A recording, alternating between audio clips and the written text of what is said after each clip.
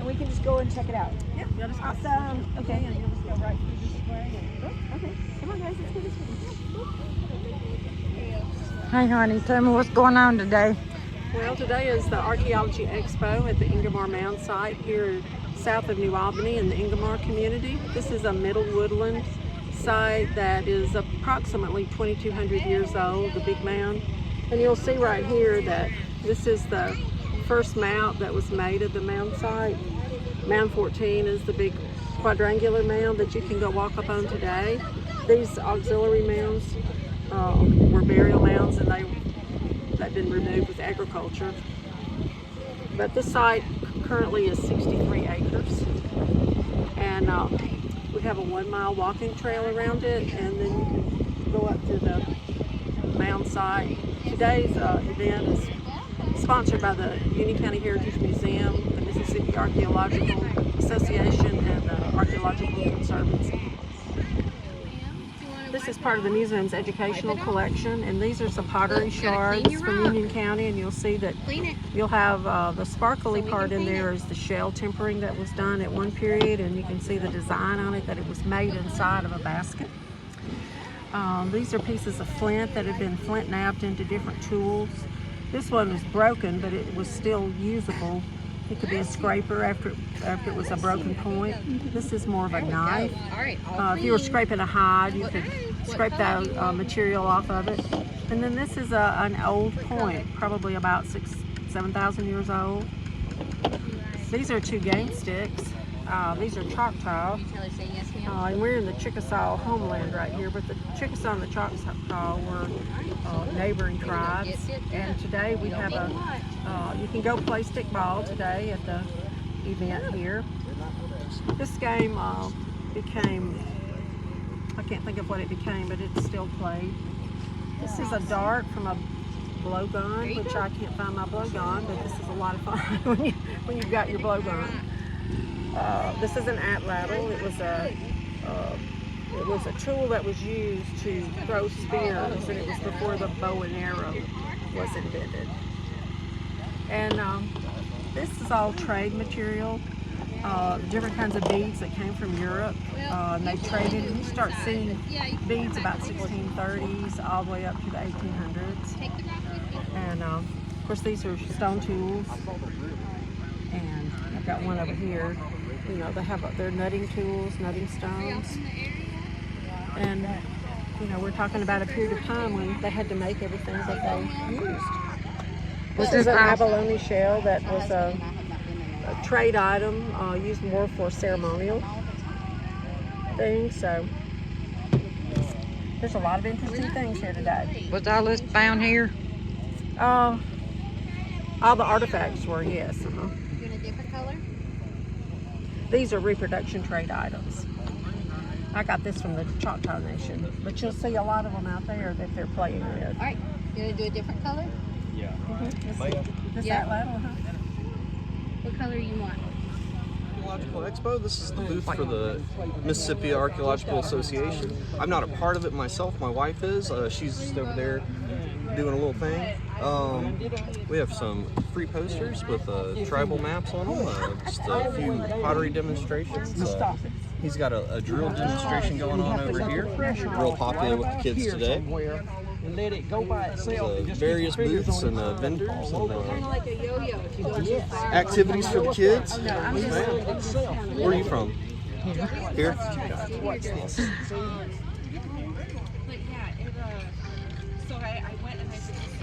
it's going in. Look, it's filling.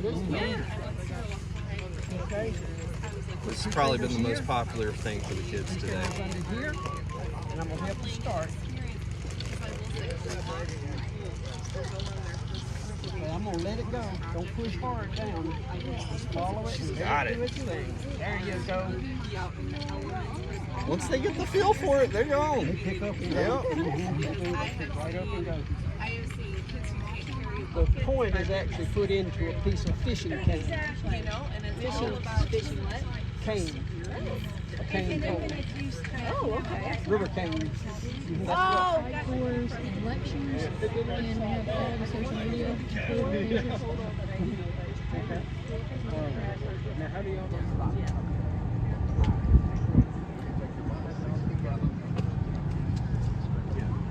Hello. Hi, how are you doing? All right, how are you? Great. Tell me where y'all from, what you got going on today. We're from Philadelphia, Mississippi, and basically we have Indian tacos, hamburgers, and hot dogs for sale today. And what's your name? Dyron. Dyron. Yes, ma'am. Small little stand here.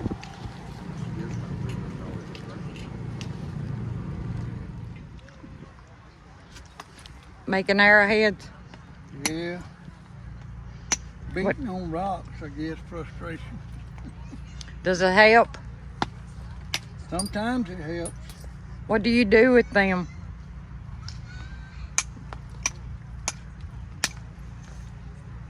I give them away, sell them, whatever.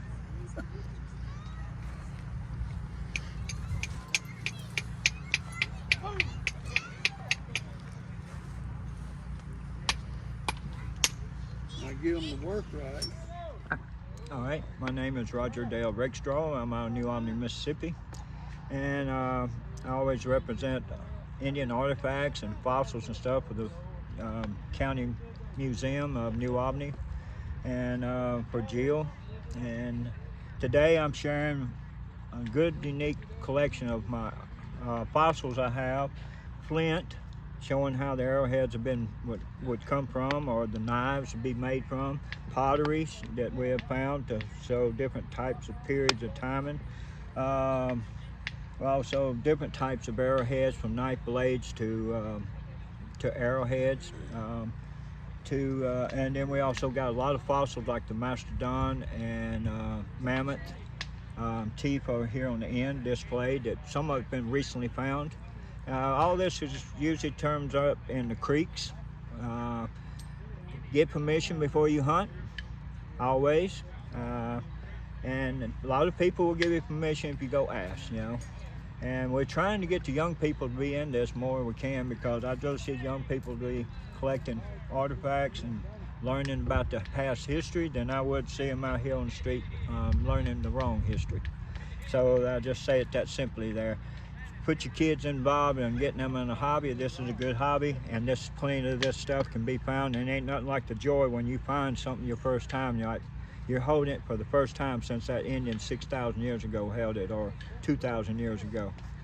I remember one time when I brought arrowhead in, and my wife said, "How old is that arrowhead?" I said, "Probably about 3,000 years old." She said, "That's older than Jesus." You know, it's just, you know, it's unique. It's time, it's history.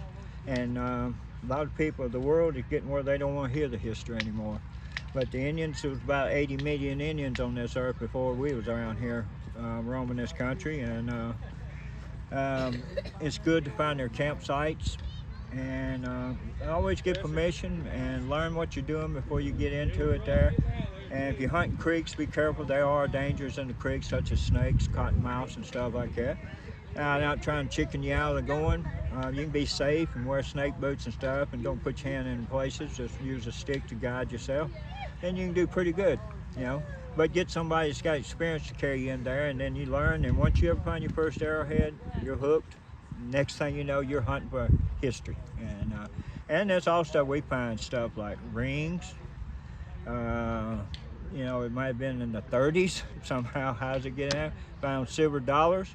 How does a silver dollar get? I guess somebody made a wish and threw a silver dollar in. I don't know. We find all kinds of stuff that's just unique. Sometimes you find some Civil War and bullets and stuff like that, or maybe a buckle that's stayed together, a horse bridle, emblems and stuff like that. Anyhow, I got fascinated with what happened to me. Found an arrowhead one day in a creek. I found arrowheads when I was a kid, but I always thought you had to be at an Indian mound. But you ain't got to be at an Indian mound. You can be anywhere, east, north, south, west, you know, direction. There's campsites. Where there's a creek in the spring, there was Indians there somewhere. You just got to hunt it out till you find something. Look for disturbed soil, where the nature disturbs it. Or maybe they're building a new house. Ask the people, can you look around there where they're building that new house? There might be something in the dirt. Anything else I could add? Who found your dinosaur bones? Who found? Well, they're mastodon. I don't know if he'd want me to mention his name or not. So, you know, but he's a friend of mine. He's a pastor. And what happens when he finds this stuff, we do this. If I purchase it, 30% of it goes to feed the children in Philippines. So that happens. So we do good things with when we buy and sell and trade, percentage of it goes to feed the children somewhere, or something like that. So we're always trying to focus on the history coming back to the children. Trying to just, and then it's something that we enjoy doing, you know. And I mean, I work hard, but this is my playtime. And it's work to this, but it's playtime. And it's nothing like finding something that's old and you're trying to figure out what it is. And anyhow, good luck on anybody's hunting, and always trust the Lord for your guidance. Let me get me a bottle of water, because I don't get about dried out on you. He's just got one little question. Yes, ma'am. Yeah, I'm sorry. What are those vertebrae from? What creature is that? That's a mastodon. You've heard of a mastodon? They went extinct about 12,000 years ago or 25,000 years ago. They have found man's arrowheads in them. So that tells you man was around when them creatures was around. I can't justify the timing on that, but you know, I just know that's been found and documented. But that was found in Pontotoc, cutting on the end just recently. And that's the uppers, and that tusk was found in the same little sandbar. We read about But there's probably the rest of it in the creek. We just can't, when we try to dig, the sand just keeps falling back in on us, the water, you know, you can't come and get a backhoe in there. So it's just, we gotta wait on nature, and nature will rework that sandbar, and then You'll be able to go back in. maybe, you know, or wait. We ain't been able to go down there since it's been a drought. But a lot of times the drought helps you, you know, it gets the water down enough where you can, but it just leaves in the creek. You're from New Albany? Yes, ma'am. And here, is there a way that he can contact you, like if he has questions or find something? yeah, Or what's the best way to do that? I ain't got a business. I might have a business card. I can just type it in my Alright. phone. Are you on Facebook? I am. Roger Rakestraw. Okay. Say that because I know it. I've got some that I found in down at Rodman Hill. They dug it field and it's just stuff still in the ground. They just don't dig up and no kill it. If you see a field, you go there and get the fish and you don't have to find something to be something else. You know, loaded with plants or whatever. Something the biggest find is this, you know, the same like that, just at the rock in the ground. The thing about heights, whatever resource the Indians was using, and deeper you go, the older the culture. They use the same sites. The sites don't change, the creeks don't change. Springs might change. The springs would be number one. And then fortress protection from animals or from man, because if you're out 80 million Indians running around here, not every one of them was Christian. There was outlaws too. There was survival. So a lot of times people look for fires, where fire carrots are. You'll see black in the ground. But a lot of times they would make a fire pit 2 foot down the ground, put layers of round rocks down there in the base of it. And if they had anything very great value that was buried below it, so the fire was your protection, keeping it getting bothered. And so if you find a fire pit, you dig down to see if there's any rocks down there, because the good rock is up under it. Okay. That's not also always true, but that's possible. But if you find fire pits, that tells you it's a campfire, so there's something around there. I know it. I was pretty good at the museum. Any kind of sign that can give you a sign that man's been here, before farming. Yeah. Now when you go up in Tennessee and Kentucky, they got caves and stuff. I think we had some caves here at the time, back then, not here now. All these big rocks that fell off the shelters are broke and caved in. But back in the day and time, now I think it's a cave here. I've never seen it, but I think it's over behind that house over there.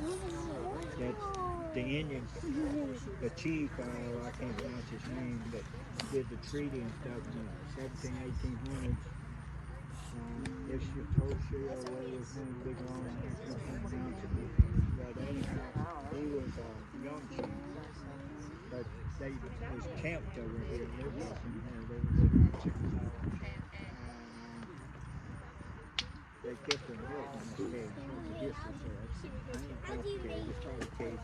I think it's behind that white house on that corner. Then some you found? That's nice. Very nice. You got a pendant there. It's ordered, I mean. It's ordered. It's a bench right there. That's about 6,000 to 8,000 years old. And that's a good little... It's a nice talking, y'all. Good luck on your hunt. That's a perfect hunt. Very good, nice hunt. Are these just game balls? Yeah, game balls. And sometimes balls are used for the Civil War, for cannon shot, and sometimes the balls were used to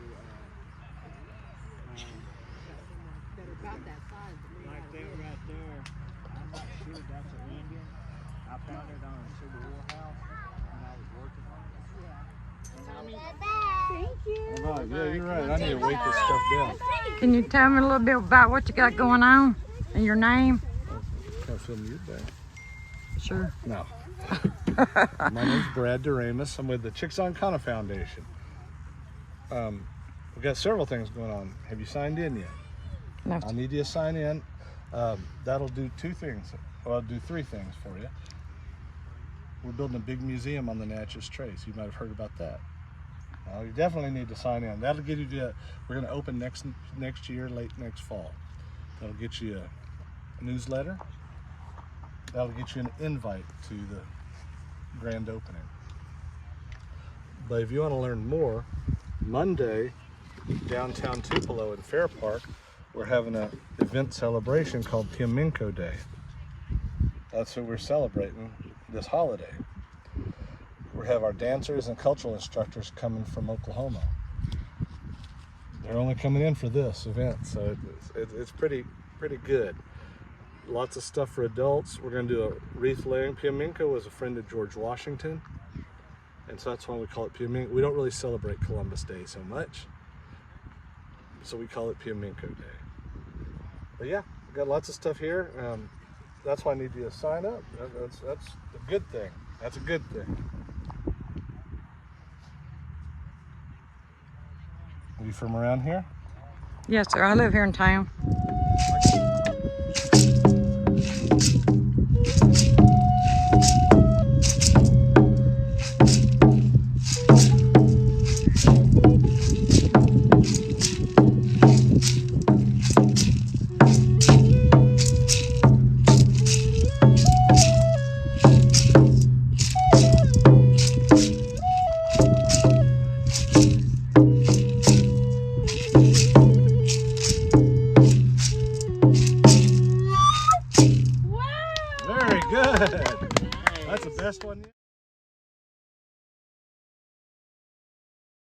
Okay.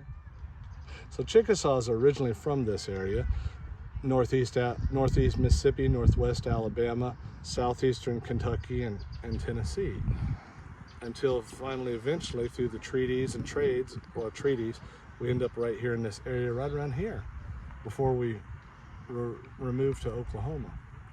Now, Oklahoma's where our homeland is today, but we're coming back here to give honor to our ancestors and to make new alliances and partners with people and make friendships on this journey that we're doing. That's our Journey Home campaign. But that's why we decided here, just north of Tupelo, to build our museum. That's the Chickasaw Heritage Center. That's going to be a big time event. So I hope you. Is it going to be built on the natural trace? It's just north of Tupelo, going south. It's next to, it says Indian Village. Well, that's a Chickasaw village, but if you're looking on specifics, it's between Main Street and McCullough. And it's about 3 miles from the visitor center. We haven't cut a road yet.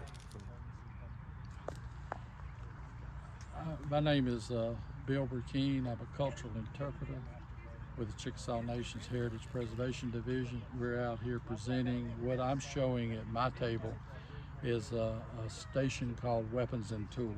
And we go back in time, talk about some of the weapons that were used over time, materials used, traditions, and we're just glad to be here celebrating Archaeology Month. That would be what you'd have. That's deer though. So the deer skin. I wish I'd brought my deer. You know what deer is in Chickasaw? Chickasaw, no part is Issy.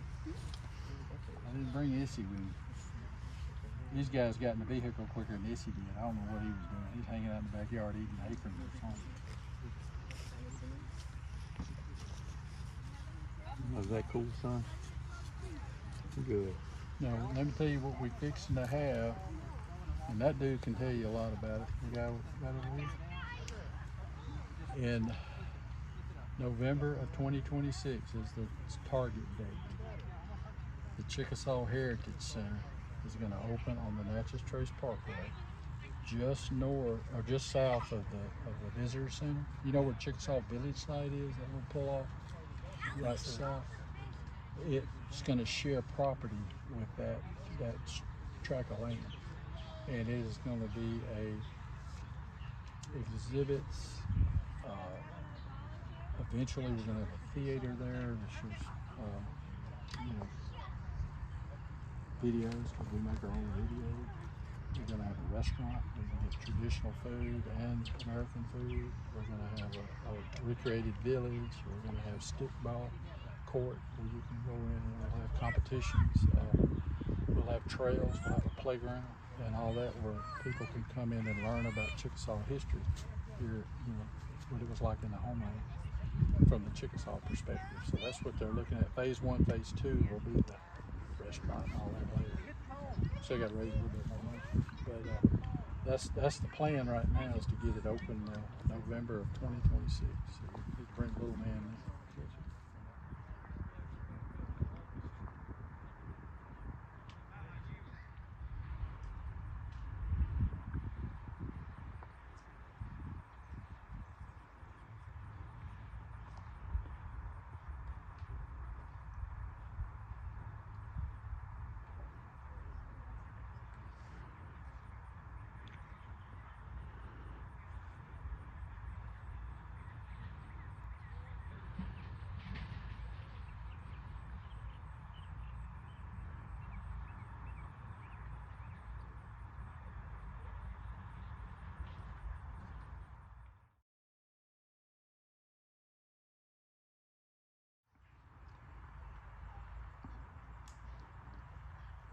One day before it closed. Well, when I first came, I was a little boy, about 7, and just came up through the woods, got a good crop of chiggers, and came up here, and it was sort of grassy, and they told us about what was going on. Robert Pennebaker, my friend, had some reading knowledge about the mound, and he shared with us, my mother, my brother, and we just had a great time just exploring. She was working that day, and so she they had some down. Mr. Joe Hill telling us about his story. Yeah. Nice park close by, and they got 65 years ago. 65 years ago. Mm-hmm. Thank you. We're on top of the mound right now.